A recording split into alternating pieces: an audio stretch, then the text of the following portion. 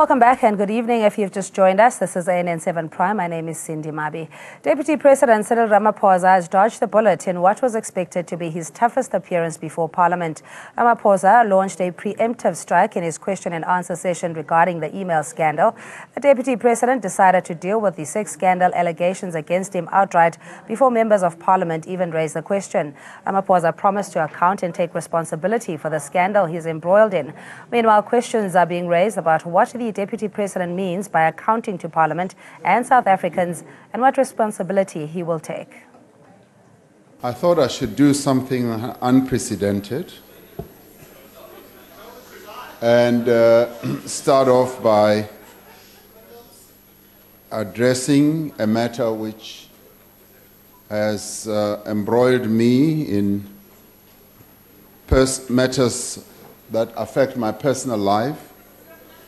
And I thought, because I work with all of you right across party lines, in many ways all of you are my colleagues, and just say that I will be addressing this matter in a day or two. This one does because I do need to take responsibility and be accountable. Indeed, not to this House, but I just wanted to say it. So I had a sense that because we are all colleagues, much as this matter is a personal one, I should make this type of statement. Ramaphosa's statement raises the following questions. Firstly, did he raise the scandal first to avoid MPs asking him questions about it? And what does Ramaphosa mean that he is not accountable to Parliament on this matter? And will he set the record straight on the emails and the alleged smear campaign? And if the allegations are true, will Ramaphosa subject himself to relevant corrective processes? And can his campaign for the presidency recover from the damage caused by the saga?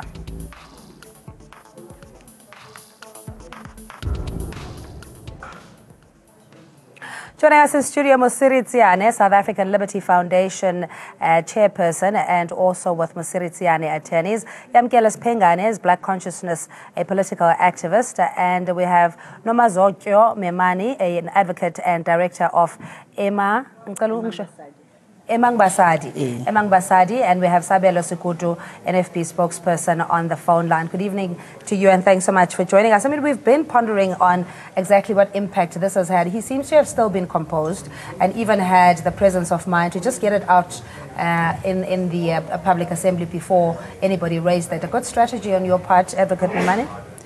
Oh, yes, of course. I mean, this is politics, and we know how politicians act and behave.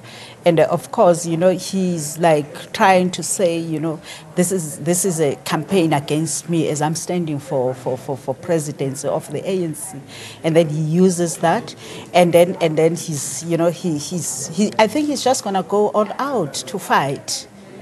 To fight so that he manages to contest, and then maybe also maybe he thinks that he will win in December and become the president of this country. Yeah, do you think he adequately disarmed the House, the National Assembly, in just getting this whole, you know, reading it out and saying it's a personal matter, what people do in their private space needs to be respected as well? Yamgel. Well, it depends on two things. What grounds can the National Assembly hold him accountable on, and what is the expectancy of a member of Parliament to be in terms of social relations, and how far does being personal extend to being personal as a public representative and as a public figure? And to that extent, are we prepared to then hold him accountable if he then it goes beyond being a so-called smear campaign and goes to the point of saying, okay, these allegations are proven to be somewhat true, and then there's some recourse that can be taken against him, which will then depend on the House and how they feel such an instance of recourse needs to be taken against him, and what will be the recourse that can be taken against him for whatever transgression that they deem he might have taken in terms of the conduct that needs to be befitting of someone who's a member of Parliament and a public representative by that extent. Yeah. And he has to tread carefully. I mean, it's been, since over the weekend. He needs another 2 days in how he responds, because everything would be scrutinized by virtue of the fact that he is contesting the elections come 2019. And as being the potential leader of South Africa, that he needs to have that, reputation of honesty. We need to know that he has ethics and can lead this country. Yes. I think that should be the case in this instance, that you would expect the high moral standing of an individual to be there. But one of the questions that one will look into is that in politics, when you deal with politics, do political work. Do not go and ride a moral horse, because it will fall. And when it falls, this is what you're likely to find in this instance, that you would find somebody who's always portrayed morality, that will portrayed that he is always in the right, and that he's been pointing a finger at the opposition rather within the organization. These ones are wrong, that I'm a better person in this regard. But when you ride that moral horse and it falls, a lot starts to be questioned about you. Listen, in politics, we've seen leaders emerge, even after a rape charge. You still have a president that had to go to a rape case and had to go to a rape trial and even win that case. Despite that, people voted for you in that regard. But it's not a criteria to determine whether you're a good leader or not, but it's the policies that you present to the people that should determine a lot about you. But once you start to ride a political or a moral horse, you are really putting yourself in a very dangerous position. Okay, let's find a view from the National Freedom Party spokesperson, Sabelo Sikutu. Good evening to you, and thanks so much for joining us. Do you also concur that Deputy President could potentially be setting himself up for even further scrutiny by saying he'll take responsibility and accountability? What form or shape is that likely to take in your view? I think, firstly, thanks very much for this opportunity. Ethical behavior for a president, for a deputy president of this country, is very important, because he must actually speak and do what he speaks. Because in most cases, especially from the point of view or from the moral regeneration program he's holding, it's quite disturbing for him to be found in such scandals. But however, we know very well that these are politicians. They always have a way of cleaning themselves and coming out clean out of this. But we can't compromise on the issues of ethics. We can't compromise on issues of honesty to the nation, because actually, if this might turn against him, it actually means that he's the opposite of what he preaches to the nation, which is not what we are looking for as a country. But if also we may look it in another direction of the government systems, the issues of policy, the issues of economy, he's quite good in that. But when it comes to issues of moral behavior, we still have so many questions.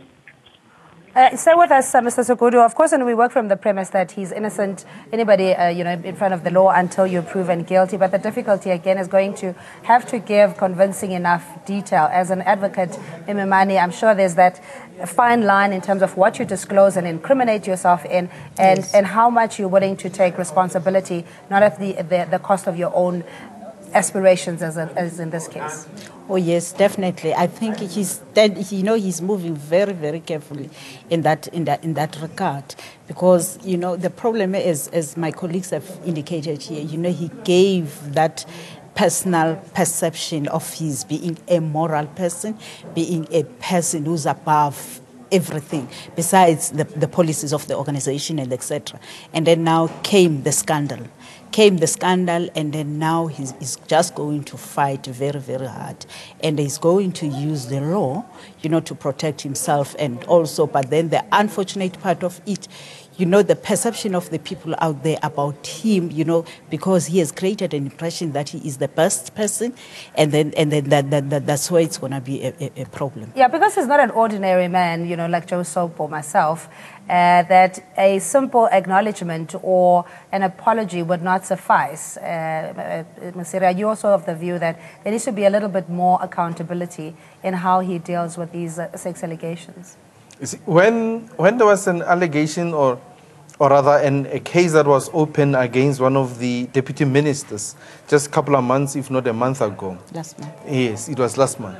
The minister said, I would do the right thing in this instance, and for the sake of accountability and so forth, I would resign. Being it was a month of protection of women's rights, now he did the right thing, and everybody applauded him because of the moral, or rather the standing that is expected. Now, here are the serious allegations. You can't downplay them and say that somebody else is smearing a campaign. There is, if you read down that allegations that are serious in them, and the confirmations, particularly of these emails, these are not just a made-up story of somebody opposing to the assignment or him ascending to the presidency of the ANC. These allegations, deal with them as they are. In this instance, one can say, you expect the deputy president and say, I will do the right thing. I will not be an arrogant president, or I will not be an arrogant politician. I will resign. That is what you can expect from him to do. That will be the right thing to do based on this allegation, and say, until my innocence is proven.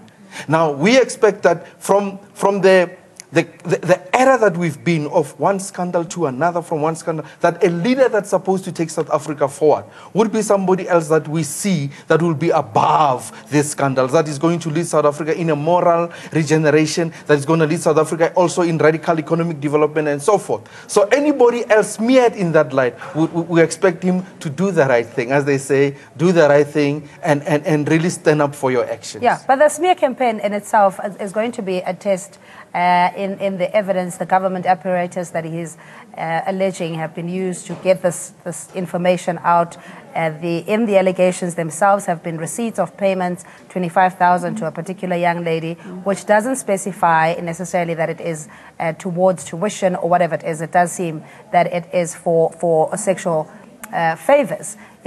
So, I mean, I can just imagine with the deputy president, if the impact that this has had on his family. Yes, he had to atone with the one affair that he admitted to, but going forward, he's perpetually going to have to explain these issues. Do you think he'll have that cloud of suspicion, of being a player, sugar daddy, etc.? Well, you remember that the deputy president has been very vocal against so-called sugar daddies and so forth, and now him being implicated in scandals whereby he's a benefactor of young girls for sexual favors and otherwise, puts him in a quite hypocritical light should this be found to actually be true going forward. Bearing in mind that there's deposit slips and so other things that have surfaced that lead to the benefit of the doubt slightly falling away from him. So he needs to come back firstly and really prove his innocence. And then after proving his innocence, then the moral compass of the country needs to be at which do we hold the deputy president as a public representative accountable? Do we want to have such a, or are we fine? Are we saying that our morality is out the window? We are going to overlook this and have a deputy president that is alleged to do 1, 2, 3, 4, 5 that we find ourselves against our moral compass as a people and as a country, because here we are in quite a predicament as a country where morality is concerned, because a lot of things that are wayward, a lot of corruption, a lot of other things that morally are questionable have been let slide, and it's now the onus that is up to us to now decide, we as a country, where do we want to stand in terms of the leaders that we have? Do we want to have leaders that are going to lead us in the right moral direction, as much as they are good in other aspects, but morally, do we want to have leaders that follow a certain compass that we have put for ourselves, or are we having a country where we say, okay, as long as you can deliver 1, 2, 3, 4, 5, you can do whatever you want in where morals are concerned? Yeah, as a member of parliament, Mr. Sikudu, are you of the view that we have such moral deficiency that, this, in comparison to what other scandals we've seen in this country from leaders, that this is benign, it's not as threatening to the deputy president?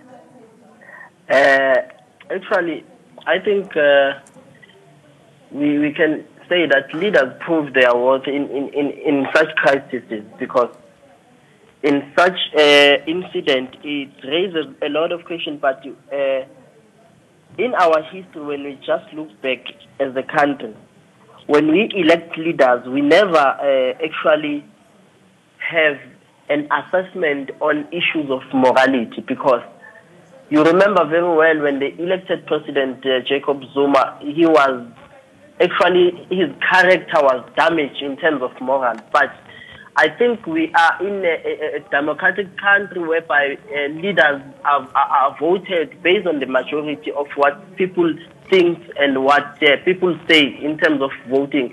So it's quite a tricky issue, but I believe that he will escape it because they always have their ways of cleaning out these things. They always say, if Zuma did it, what's going to be difficult with Ramaphosa to escape that? All right, let's get a view from Advocate Memani. But then I think, this country, I mean, we had it enough. I think it is enough. I think now it is the high time that a woman must take over in this country. So that at least we know that, once you appoint a woman, women nurture women, they lead by examples. Because we are sick and tired of these leaders, who are playing hide and seek. And then we'll know that, I'll be voted. And then from there, you find that the person is, has got this immoral standing. So yeah. I think it's high time. A woman less likely to have multiple indiscretions, partners as a leader, in your view, Mr. Can that be the yardstick and now going into the presidency, that one of the other attributes over and above policy, you also need to have had a fairly clean reputation? It all looks that way. I mean, the directions that is there is that, a woman seems in all regards to be the mother of our nations in this regard. If one has to, without knowing what scandals can come up, but people will always bring some. But be that as it may, at the length of this road, or rather at the level that we are in, we see that the opposed candidate to Cyril Ramaphosa seems to be an amoral in this instance, seems to be the mother of the nation in that regard. We haven't had any scandals that are coming in her direction. And be that as it may, you would concur or you would tend to agree with Advocate who has indicated that the time for women to take over South Africa is it's now or never. It has arrived. Yeah. These are the times for the women to show us this. This is how you lead a nation. This is how the mother handles a country. And we have seen, it looks like you fathers in these instances, or you men have failed us. Yeah, I mean, the branches will tell. There are many of the slogan songs, others saying we are ready for NDZ, others saying Sizochigizinto. Advocate Memani, we're not certain what the outcome will be. But I just want to go back in how Parliament is likely to hold the Deputy President accountable, just based on how cordial things were in his reporting back session today. Well, it's very difficult, as I said. On what grounds will they be holding him accountable, and what will be the so-called violations or faults that they will be finding on him in his person in terms of conduct? Is there anything that is violating in his oath of office? Is there anything that is set in stone in terms of that a member of parliament cannot and should not be found doing morally or ethically? And those nitgrits become a bit difficult because, as I said, we don't have a clear and defined boundary to say this is personal and one can get away with it, and this becomes an infringement on parliamentary conduct or the conduct of a public representative. So what can I say? He's playing a card in his favor when he says he's willing to be held accountable. But as far as that accountability stretches, the onus then becomes on him, because really you can't pursue any certain criminal charges, which would then force Parliament to say, okay, since you are found charged in a criminal way, you're supposed to recuse yourself from office because you cannot be in Parliament because of 1, 2, 3, 4, 5. Yeah. We don't have this in the case. All right, Mr. Sugo, do you think that because we, as Yamkela is saying that, it's not a criminal outright blood evidence kind of crime, or, it is a personal activity, for lack of a better word. Do you think that Parliament would find it difficult then to hold him to account in that regard? So. I think so, because in actual fact, there's no crime committed in this matter.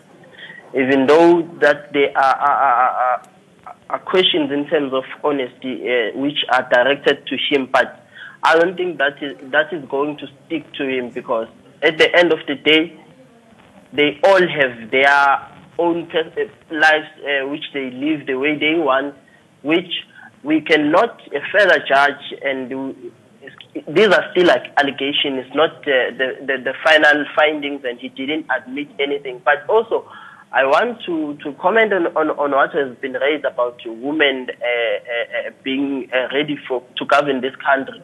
I think let us look at, and also in the angle of saying that in the province of KwaZulu-Natal, we never had a premier who is a female.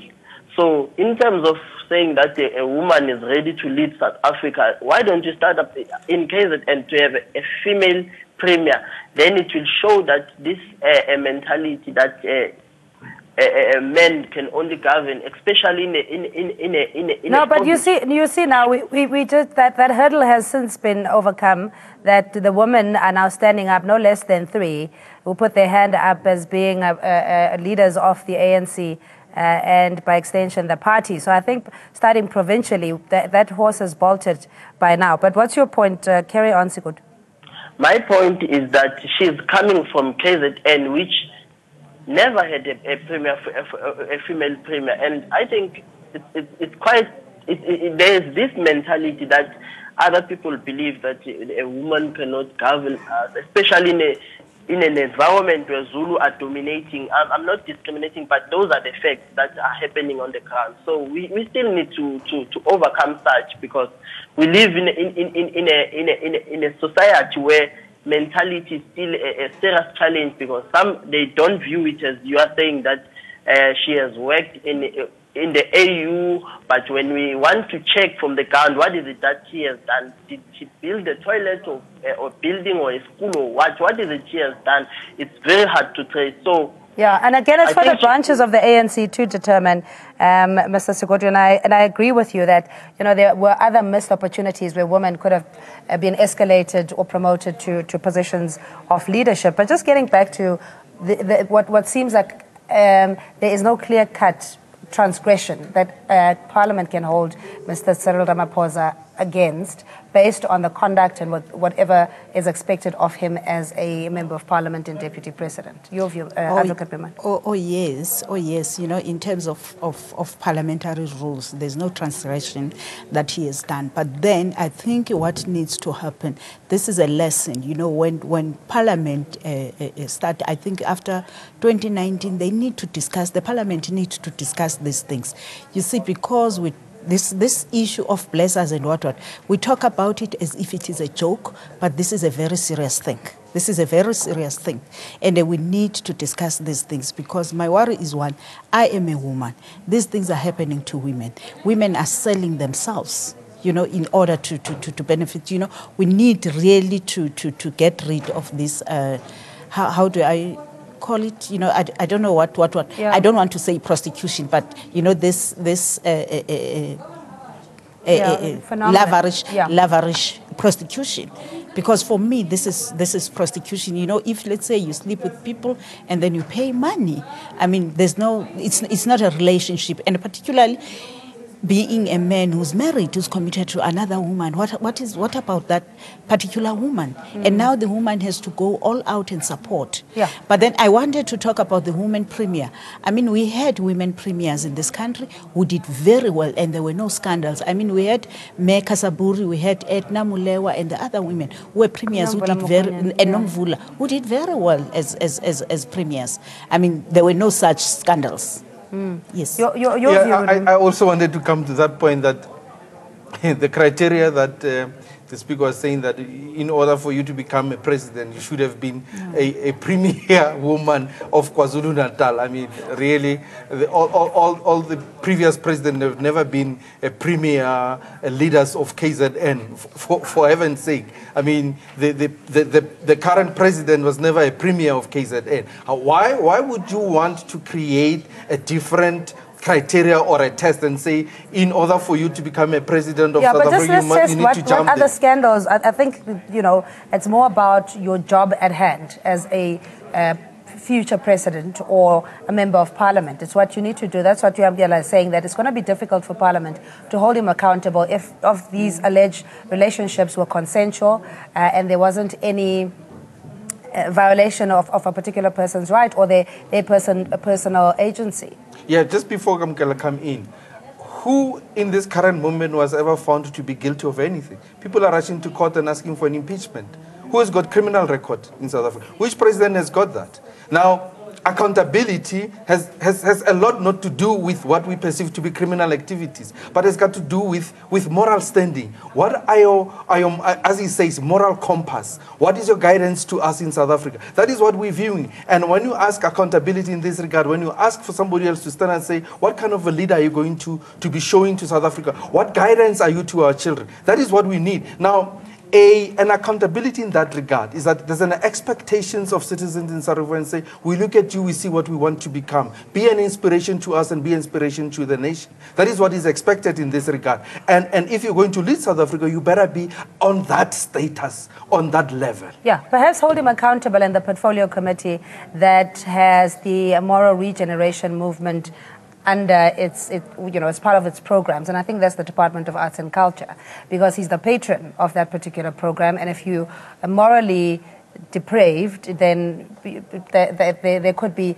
reason why you should be removed. Well, as I said, it's again very difficult, because now you have to find the basis, or to say what is the standing of society in terms of extramarital affairs. Does society really frown upon extramarital affairs, especially when they're done by men? Which is another thing that says I think it would be much of a disservice if if Nkosazana Dlamini Tuzuma were to base her campaign on her being moral and not with any scandals that are public and so forth, because as society ourselves, we have a very warped moral compass when it comes to women, and feminists would then say, why is it expected of Nkosazana Dlamini Zuma to not have multiple partners, whereas the male counterparts can and get away with having multiple partners? Now, balancing that out in terms of it being a driving point in a campaign for presidency becomes a little bit on the offside, and what we should actually look at for someone who's becoming a president of the country is what they can deliver in terms of the policies that we as a country want to see ourselves being driven economically, socially, and all other forms of development that we need as a nation. Okay, that's all the time we have. Thanks indeed to our panelists, as always. Mosiri Tsiane, South African Liberty Foundation chairperson, with Mosiri Tsiane attorneys, Yamkela Spengane as Black Consciousness political activist, Nomazokyo Memani as an advocate and director of Emang Basadi, Sabelo Sikutu is NFP spokesperson, joining us on the line. Thanks for staying with us. We'll be back after this.